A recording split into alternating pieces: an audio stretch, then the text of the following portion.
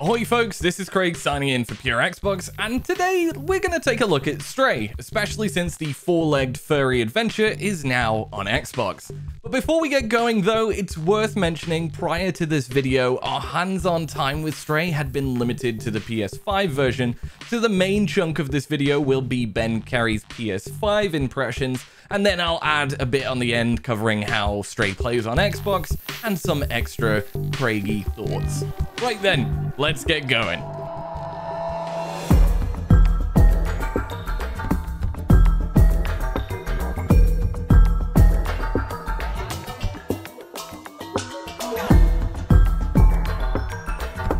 After a long catnip barren year, indie darling Stray is finally out on Xbox platforms today after launching in 2022 as a PlayStation console exclusive.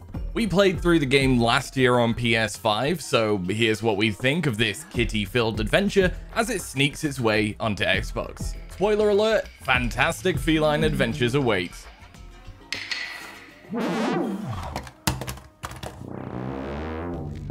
Ever since Stray slinked its way into the eyes of the general public, players have been enamored about the thought of exploring a largely abandoned cyber city as a cute little cat.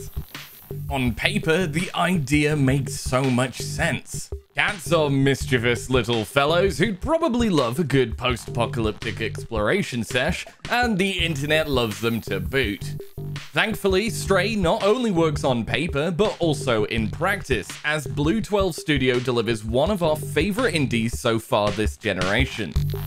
The basic setup is this. You're out with your feline friends, doing your thing, when you accidentally fall down a massive gap and end up in a sprawling underground city. The atmosphere of this city is notable right off the bat. Something just feels odd about the place, and it makes for some eerie exploration as you fumble around, looking for what's next.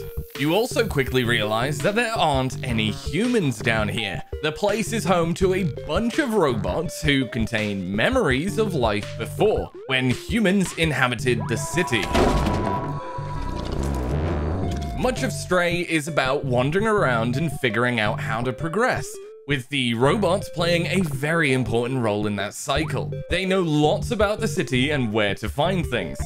Interacting with them becomes key, and you'll likely form close bonds from time to time with what feels like the only sentient things left in the world.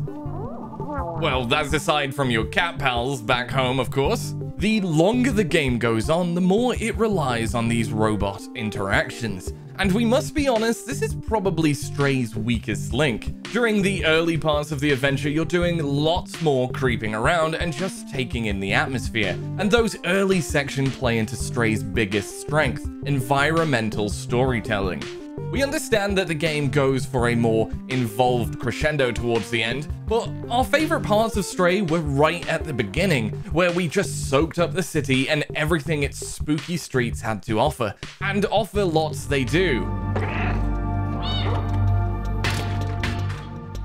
You might be thinking, well, how does Stray actually play? Well, it's kind of like a 3D platformer, we suppose. And yes, it seems odd to play video games as a realistically rendered cat to begin with, but the star of Stray doesn't really control much different to your average 3D platforming hero. At times, the kitty fares even better, to be honest, because cats are great at slinking around, leaping up on ledges, and just finding the sneakiest way to get where they want to go. Oh, and of course you can scratch furniture as well, so it's realistic too. There's also quite a heavy walking simulator vibe with Stray. You're not gonna be doing quite as much jumping, platforming, and collectathonning as like your average 3D platformer. Again, this plays to the game's strengths though, as the walled city is probably the biggest character in the entire game, and the less we distract from that, the better. Once you continue to figure out where to go next and progress through large parts of the city, the game's conclusion arrives quite suddenly, but it does pose some interesting questions. A lot of the storyline and general themes within Stray are largely up to the player's interpretation, so we won't spoil much aside from saying that we felt pretty satisfied with it by the end. The emptiness of Stray's world sticks with you, and the whole experience leaves quite a profound impact by the end of the adventure. We can confidently say that Stray is absolutely worth playing, even if it's perhaps become a bit of a victim of its own hype over the last year, and you'll struggle to find such a well-realized setting in an indie title like this, and that's definitely the game's strongest asset. The Stray kitty itself definitely plays its part in the adventure though, and if you're especially fond of our feline friends, we'd imagine you'll have a great time with this gorgeous indie adventure on Xbox. Alright, now that's Ben's hands-on thoughts done and dusted. It's almost time for that well-deserved cat nap, but not yet. After playing Stray for way longer than I anticipated tonight, I'm pleased to confirm that Stray runs perfectly well on both Xbox Series X and S consoles. Minus one enormously long loading screen near the start of the game, I haven't run into any bugs, texture pops, or anything of the sort. Stray on Xbox is as smooth as sailing into town in a bucket. Despite having a dust-collecting PS5 in my living room, I've waited a good long year to play Stray on Xbox, and I guess today is the reward for my patience. Having played through most of the game so far, I can only echo Ben's words. Stray is an absolute delight, and from what I've experienced so far, which is a mix between the early game joys Ben mentioned, and some of the latter robot-reliant conversations feeling a little bit long-winded, the story is wonderfully engaging and a mystery that you'll no doubt want to get to the bottom of.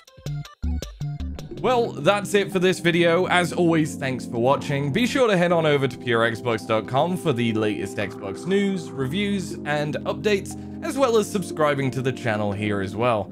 All that's left to do is say bye-bye for meow. Cheerio!